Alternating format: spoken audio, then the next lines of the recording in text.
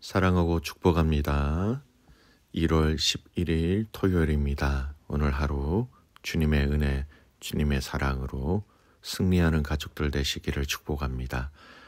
오늘 말씀은 거룩의 우선순위를 두십시오라는 제목으로 함께 말씀을 나누고자 합니다. 오늘 말씀은 여호수아 8장 1절에서 17절까지의 말씀입니다. 여호와께서 여호수아에게 이르시되 두려워하지 말라, 놀라지 말라. 군사를 다 거느리고 일어나 아이로 올라가라. 보라, 내가 아이 왕과 그의 백성과 그의 성읍과 그의 땅을 다 네 손에 넘겨주었으니 너는 여리고와 그 왕에게 행한 것 같이 아이와 그 왕에게 행하되 오직 거기서 탈취한 물건과 가축은 스스로 가지라. 너는 아이성 뒤에 복병을 둘지니라 하시니 이에 여호수아가 일어나서 군사와 함께 아이로 올라가려 하여 용사 3만 명을 뽑아 밤에 보내며 그들에게 명령하여 이르되 너희는 성읍 뒤로 가서 성읍을 향하여 매복하되 그 성읍에서 너무 멀리 하지 말고 다 스스로 준비하라. 나와 나를 따르는 모든 백성은 다 성읍으로 가까이 가리니 그들이 처음과 같이 우리에게로 쳐 올라올 것이라. 그리할 때에 우리가 그들 앞에서 도망하면 그들이 나와서 우리를 추격하여 이르기를 그들이 처음과 같이 우리 앞에서 도망한다 하고 우리의 유인을 받아 그 성읍에서 멀리 떠날 것이라. 우리가 그들 앞에서 도망하거든 너희는 매복한 곳에서 일어나 그 성읍을 점령하라. 너희 하나님 여호와께서 그 성읍을 너희 손에 주시리라. 너희가 그 성읍을 취하거든 그것을 불살라 여호와의 말씀대로 행하라. 보라, 내가 너희에게 명령하였느니라 하고 그들을 보내매 그들이 매복할 곳으로 가서 아이 서쪽 베델과 아이 사이에 매복하였고 여호수아는 그 밤에 백성 가운데서 잤더라. 여호수아가 아침에 일찍이 일어나 백성을 점호하고 이스라엘 장로들과 더불어 백성의 앞서 아이로 올라가매 그와 함께한 군사가 다 올라가서 그 성읍 앞에서 가까이 이르러 아이 북쪽에 진치니 그와 아이 사이에는 한 골짜기가 있더라. 그가 약 5천 명을 택하여 성읍 서쪽 베델과 아이 사이에 매복시키니 이와 같이 성읍 북쪽에는 온 군대가 있고 성읍 서쪽에는 복병이 있었더라.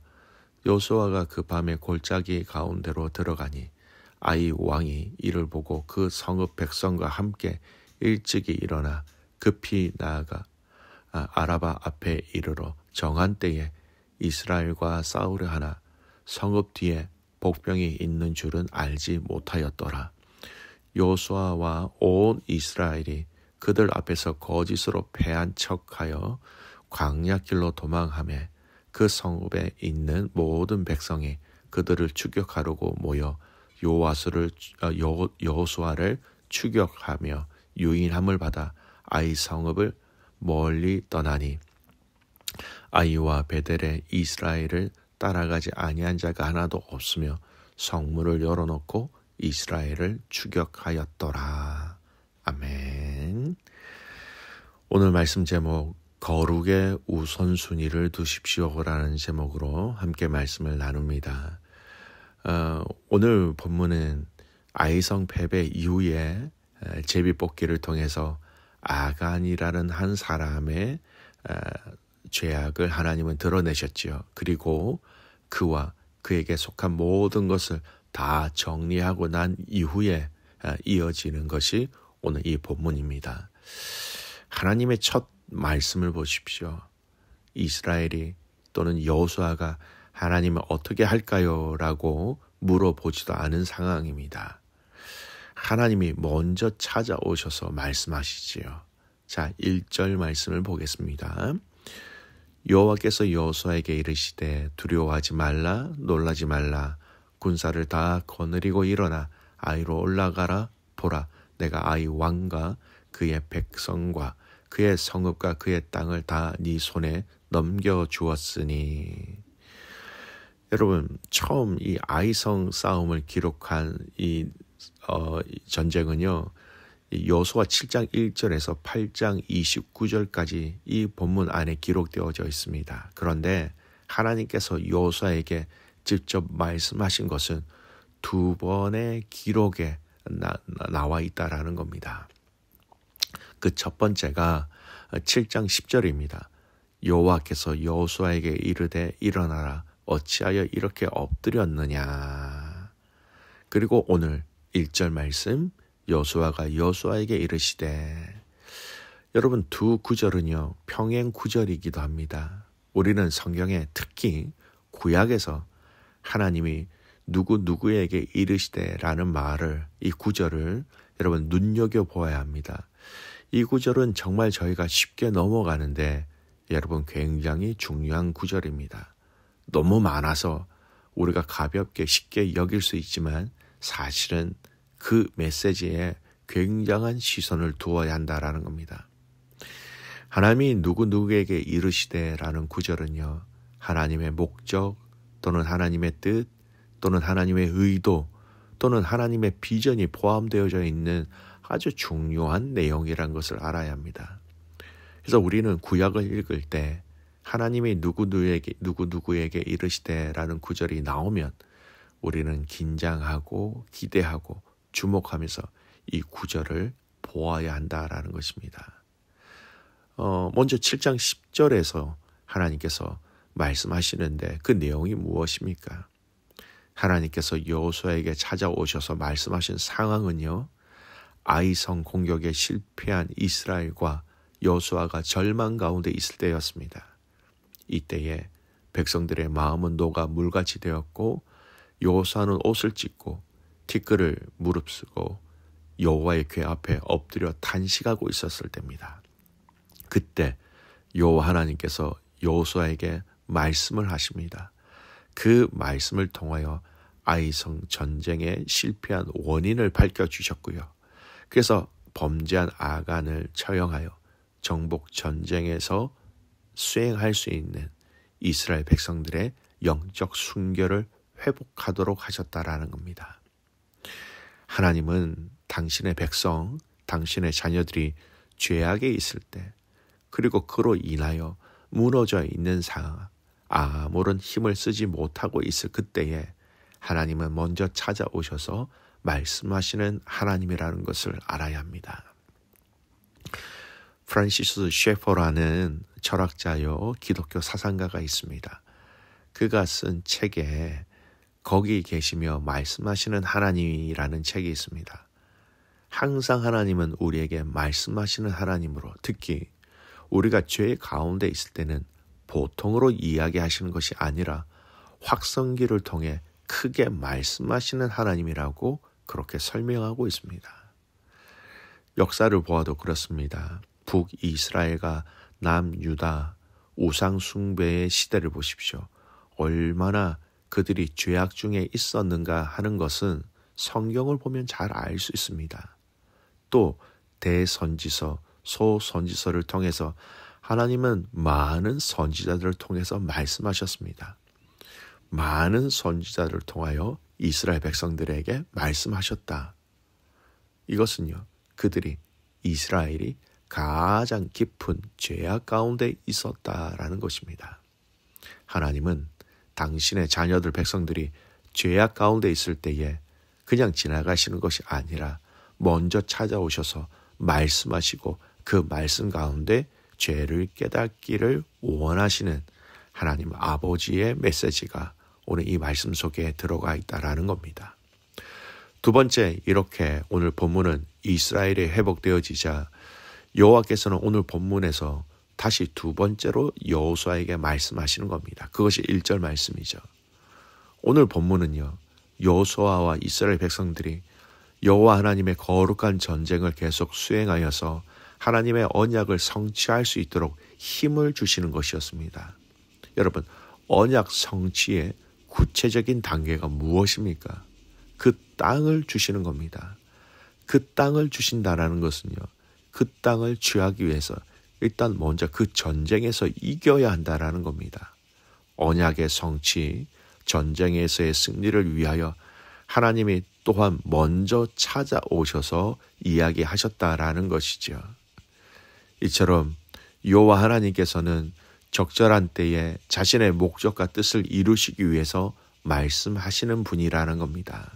기억하십시오. 첫 번째, 하나님은 당신의 백성이 위기에 처할 때 그리고 죄를 근절하고 성결케 하시기 위하여 말씀하시는 하나님. 두 번째, 하나님은 하나님의 뜻을 이룰 수 있도록 먼저 그의 백성들에게 찾아오시는, 그래서 말씀하시는 하나님이라는 겁니다. 우리는 가나안 정복 초기에 있었던 이 아이성 전투의 실패, 승리, 그리고 신앙의 실패와 회복이 기록된 이 여호수아 7장과 8장을 하나의 단락으로 볼 수 있어야 합니다. 그리고 이 사건의 전개 과정 속에 하나님께서 직접 개입하셔서 말씀하셨던 그 시점과 그 정황을 통해서 하나님께서 그 언약 백성에게 요구하시는 삶에 대한 아주 중요한 메시지를 발견합니다. 그것은 하나님의 백성은 죄에 근절해야 한다, 죄를 근절해야 한다는 겁니다. 즉 성결입니다. 성결에 대한 강조의 말씀이며 언약 성취를 위한 싸움, 믿음의 전진에 대한 말씀입니다.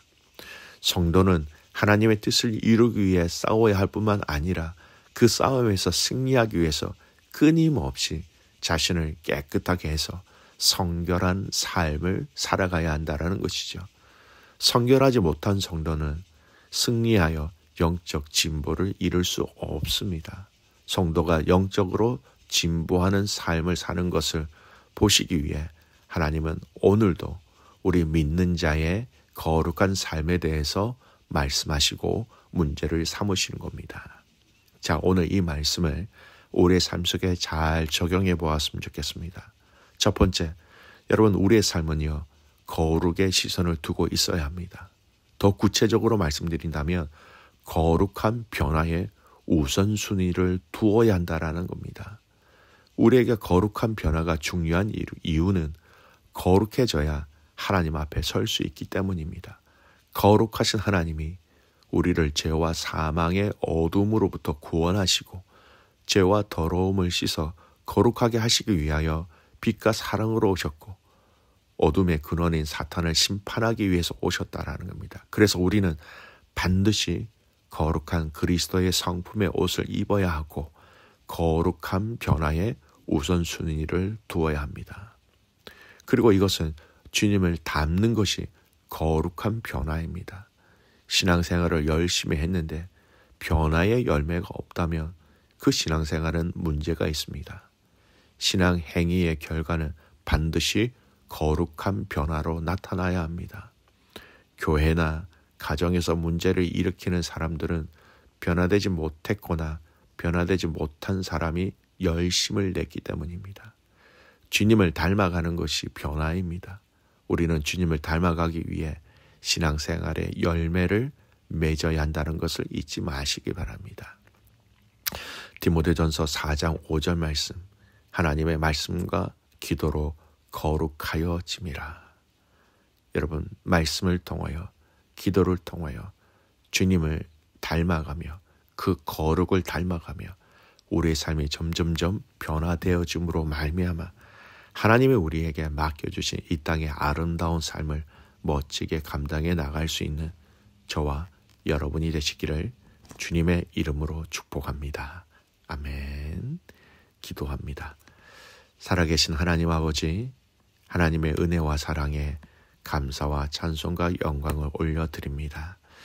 하나님, 오늘 이 아이성의 전투, 또 이 전투의 과정 속에 실패와 하나님의 회복과 또 하나님의 언약의 성취의 말씀을 한눈으로 볼 수 있게 해주셔서 감사를 드립니다.